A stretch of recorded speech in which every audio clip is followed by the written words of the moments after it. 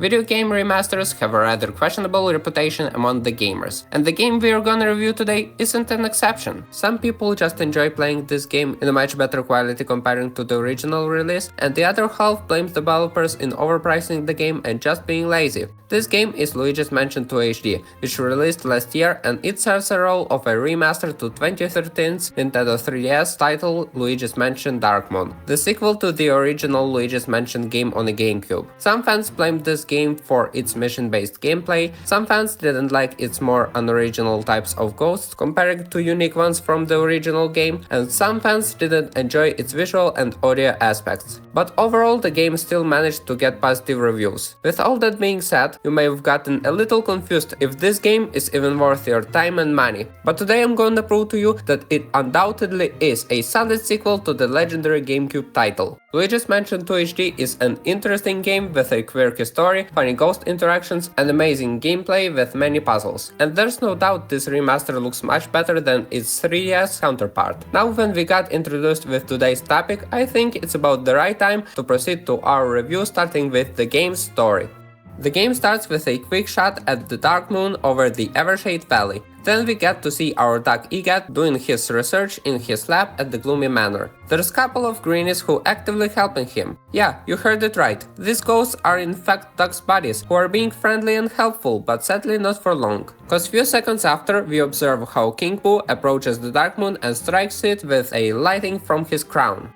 As expected, the Dark Moon doesn't stand a chance and splits into pieces which then fall down in different directions around the Evershade Valley. At this same moment, all friendly ghosts suddenly become hostile and start to make a mess inside Gadd's laboratory. Then we see our boy Luigi chilling at his house, sleeping on his sofa. Unfortunately for Luigi, his nap gets interrupted by the dog connected to the Luigi's TV. Without listening to Luigi's own opinion, Elvin teleports us to his bunker, using his fancy pixelator. But I gotta add that Luigi is not the only one who gets mistreated by the professor. For example, he completely forgets about his employee Toads, who gets stuck in the pictures. If I was on Toad's place, I would definitely make a 1-hour video explaining why you shouldn't work for Dr. Gadd. But let's forget about Gadd's arrogance for now. He's still happy to see Luigi and says he missed him a lot. Even more, he wants Luigi to stop being overshadowed by his older brother. Duck explains that this celestial body called Dark Moon was the thing which would pacify ghosts, and with the shattered moon, all the ghosts in the area turned hostile. Of course, there's no better candidate for a ghost catcher than our boy Luigi, who once again clearly doesn't want to do this job. Gadd shows us a piece of the Dark Moon which he found and clears it from King Boo's power with his fancy record player looking invention. After the cleanup, we see how the fog around the Gloomy Manor immediately vanishes, which means we are now able to travel to our first destination. But there's one more thing left. Before getting pixelated, the dog gives Luigi a custom DS, which stands for Dual Scream. Using this little device, Doctor will call us giving advices or just bothering us on our adventure. Now as Luigi is finally ready for the first mission, we get pixelated to the Gloomy Manor. Our main goal throughout the game is to find every fallen Dark Moon piece to restore the peace in the Evershade Valley. Unlike in the first title, which had only one mansion, this game has not one, not two, but 5 different locations we'll visit. And those are not only familiar to us haunted mansions, but also an abandoned factory, mine and more. Though as a tradition, we'll still call them mansions. Now as the main plot is cleared, let's start off our journey through this full of ghosts locations. First location we visit is called Gloomy Manor. The name talks by itself. It is an old mansion that was abandoned a long time ago, presumably in the first half of the 20th century. There are some memorable rooms in here, such as a garage with an elegant purple antique car, the foyer, Gadd's laboratory, library and a cellar. I especially like some ghost interactions we get to see in this place. It was hilarious to see Luigi interrupting Greeny's shower time at the bathroom, or how Hyder painted a picture of his friend who's been posing for him. Looking through the mudroom's window, we can get a first glance at one of the most adorable characters in the whole game, Polterpup, a funny little doggo who surely will bring some trouble on our journey. Not intentionally, of course, only because he's looking for someone to play with. All these little events we observe truly make the game feel more alive. It seems like every ghost has its own character and living their regular ghostly life. On the first mission in the Gloomy Manor, we get our trustworthy Poltergast 5000, the vacuum that sucks up all the ghosts we catch, and it's not even its only function. It also helps to blow air on ceiling fans to activate some mechanisms and suck in dust piles, money, and hearts which are hard to reach. It's also able to shoot objects we picked up. All these functions make Poltergast 5000 our crucial friend on this ghostly journey.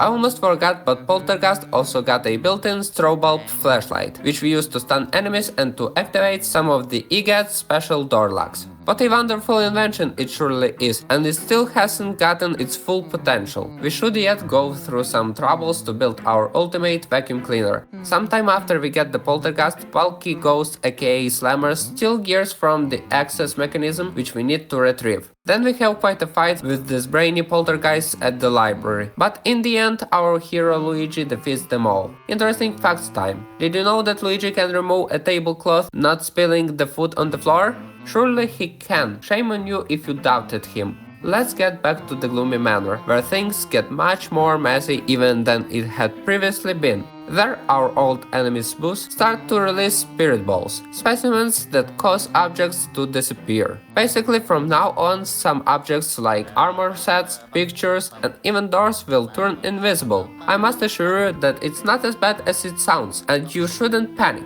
Gadd got us covered even with this one, cause a while ago he created an attachment to the Poltergast called Darklight Device. After retrieving it from the lab, all we have to do is to shine the device's light around the rooms, finding the missing objects. Though there's a catch. After finding the object, we have to suck up all the annoying spiritual balls, and only then the object will truly return to its initial physical form. With this device, we are also able to make some money from coin pictures and rescue some hard workers. I absolutely adored the sticky situation mission, where we had to clean up the whole place from many webs using fire.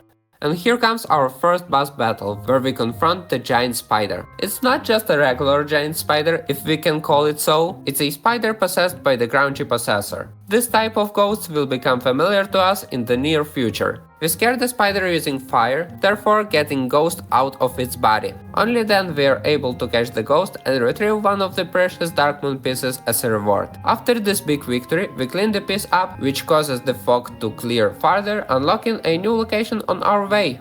Our second stop is Haunted Towers, where the next moon piece is located. These towers were built around a huge tree with a sky bridge which serves as a connection between them. Previous owners of this place were fond of exotic plants, so this place is full of various vegetation. The location is huge and includes courtyard, conservatory, crow's nest, hollow tree, and many more different places to visit. In this level, Poltergeist shooting feature really comes in handy. There's special type of plants which grow a spiky ball on top of themselves, which we can grab and shoot at hostile plants, which then digest it and explode. We can also shoot at plant targets, which give us some precious coins. There's also unique to this location plants, which grow on walls with pink bloom in the center. Picking it up and then blowing air inside of it makes it a big balloon that can lift us up. That helps to reach many unreachable before places. We can pick up buckets, pour water into them, and water plants, which is unexpectedly really fun to do. At Haunted Towers, we fix the water supply that helps us to raise the bridge at the entrance of the hollow tree. Everything seems too smooth, right?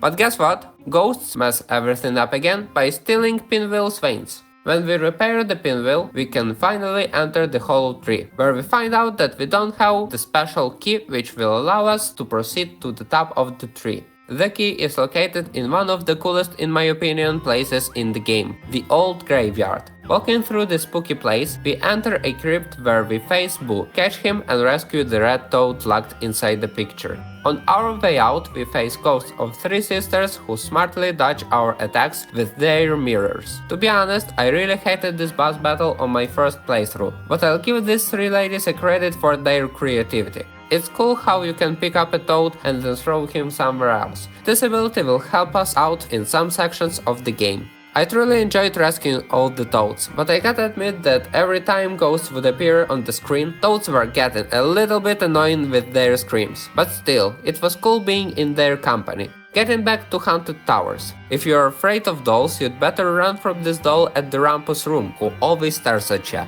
Though if you can beat your fear, you'll get a nice reward by spinning around it until its head comes off. Talking about funny ghost interactions, here in the west bedroom, hiders decided to have a sleepover. Just look how ghosts are trolling each other. But again, the luck isn't on our side, and Polterpup steals our special key. We pursued this naughty but nevertheless cutie doggo throughout the whole place and retrieve our key. Searching for Polterpup, we face a new ghost type called Gobber, who's one of my least favorite ghosts in the game. Gobber is chunky, and on top of this, he spits slime puddles on the ground which damage the player. We can only get to the level's boss by scaling this, at first glance, endless stairway. After infinity of tries to reach the top, we face the harsh possessor who decided to become a monster stairway with huge teeth. After dodging all his fireball attacks and pulling him by his tail, we are able to catch this bad fella and get our Dark Moon piece back. Then we come back to the bunker, clean the piece up and locate our next destination.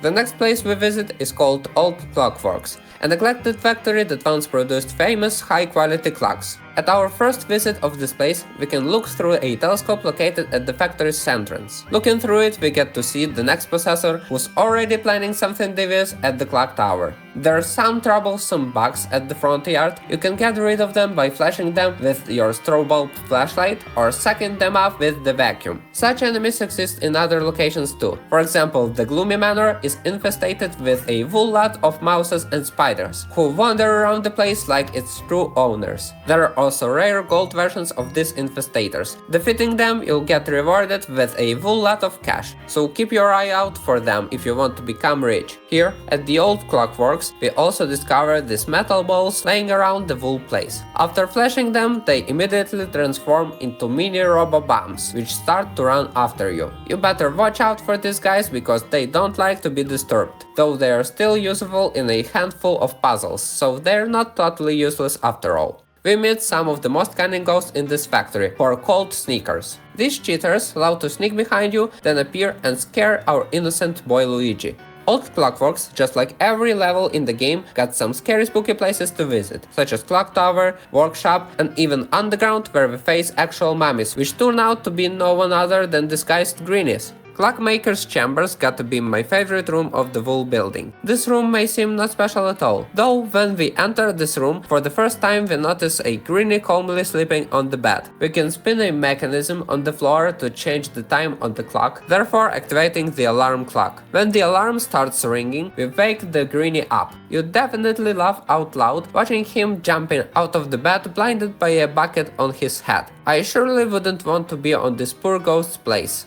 We meet our old bad Polterpup here too. And guess what? We need to chase him down once again. This time he stole an hour hand from greenies who were playing with it, tossing it to each other. So they got what they deserved by not calling our boy to play together. The clock hand we need to get is a crucial part to open the entrance of the clock tower. After catching the doggo, the last thing we need to enter the clock tower is the rotor. And I almost forgot there's a minute hand too, which we get after defeating the ancient poltergeist in the roundhouse battle mission. So after retrieving the hour hand, we find out about another poor toad who was completely forgotten by the professor, though at least Egad himself admits that work for him must be terrible. After rescuing the yellow toad and retrieving the last clock tower gates part, we can finally reach the top of the building. But there's something interesting we find out before we can move out. Looking at a three-dimensional picture brought by the toad, we can see booths who are dragging seemingly important for them picture. It's almost completely covered in a piece of cloth, but when we take a closer look, we can spot an upper part of the picture that sticks out. Looking at it, we can catch with our eyes a hat with a letter M on it. As you may have already guessed,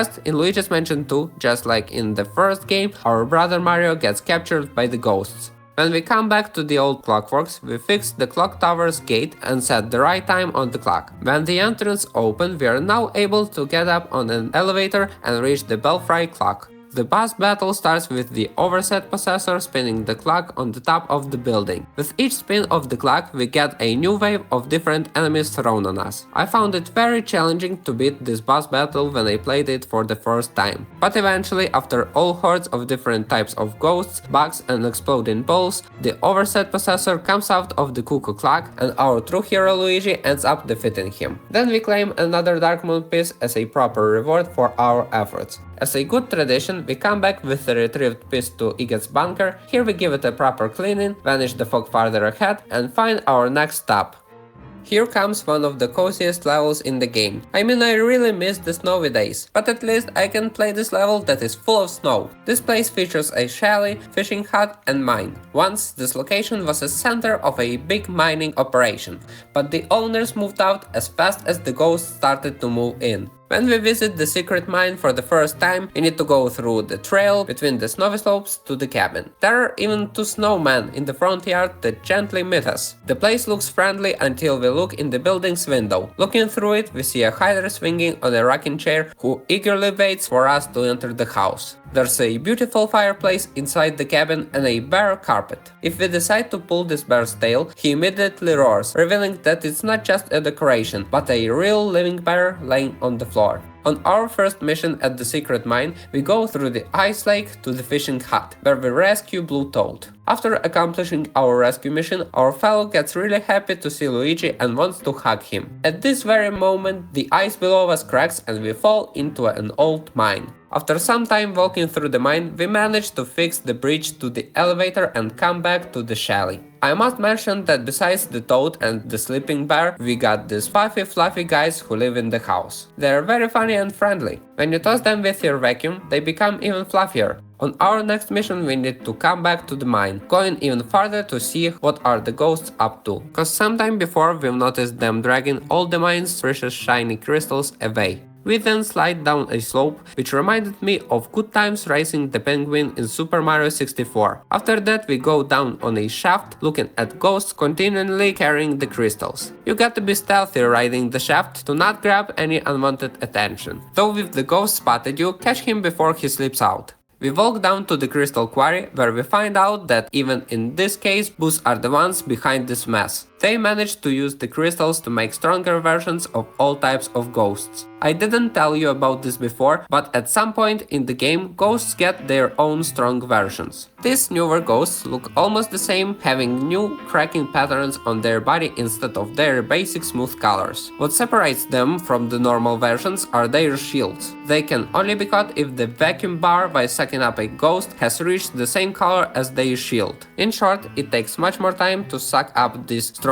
ghosts than their regular versions. Their appearance certainly shows the importance of upgrading your Poltergeist 5000 in time. Riding the gondola and risking our life while going on these wood bars, we reach the workshop. Here we can spot the next possessor who makes fun of one of our fluffy bodies. How dare he to offend our body? But don't be afraid, cause we're gonna deal with him soon enough. Entering the workshop, we face the shrewd possessor who transforms into a nice monster and starts digging up a hole in the floor.